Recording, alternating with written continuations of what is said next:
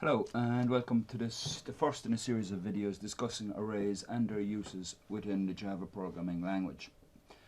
I'd be hoping too that people from other coding languages would make use of these videos, as arrays are commonly used in most other programming languages as well. So without further ado, I shall open a new project within NetBeans itself, and then I shall go through some of the more basic concepts. Okay, so as you can see on screen, I'm opening up one here, and I'm just going to call this array lesson. Okay, and click on finish. So we are here now, obviously within NetBeans itself. So what you should really ask yourself with any concept is three simple questions: why, what, and how. Why? Why do we use a concept, and how is it different from the concepts that we were using beforehand? What? A basic implementation of that concept at very, very high level. And then the how. That's just basically the specific mechanics of the actual concept itself.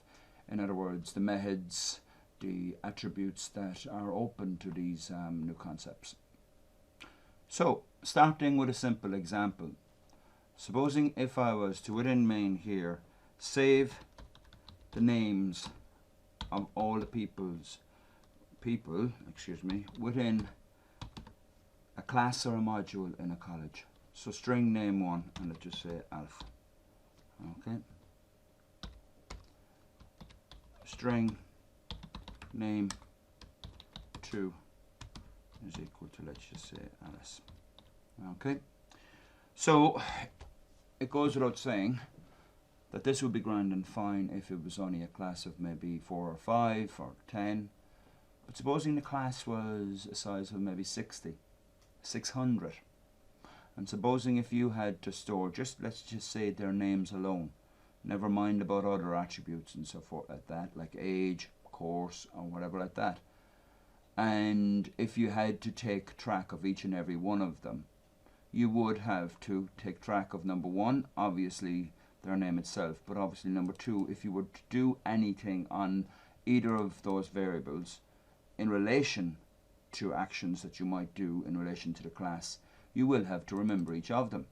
So you could imagine if we had 60 or 600, the overhead to take care of them.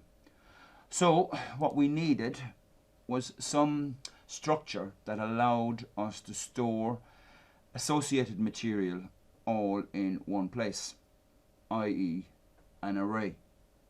An array acts like, let's put it this way, a basic example would be a row of shelves where we can store information, i.e. in this case names, all in one row of shelves, and using the index of each array element we can find the relevant values. So I'll just declare an array at the moment, string names, and you can always see an array, okay, in Java or most other languages with the use of the square brackets. Okay, now there's several ways of declaring an array. Okay, new string, and let's just say 600. Okay, so what I've done there on line 16 is declare an array called names, and I've given it 600 spaces for 600 names. Now at the moment we don't have 600 names in it, but we can fill that up, i.e.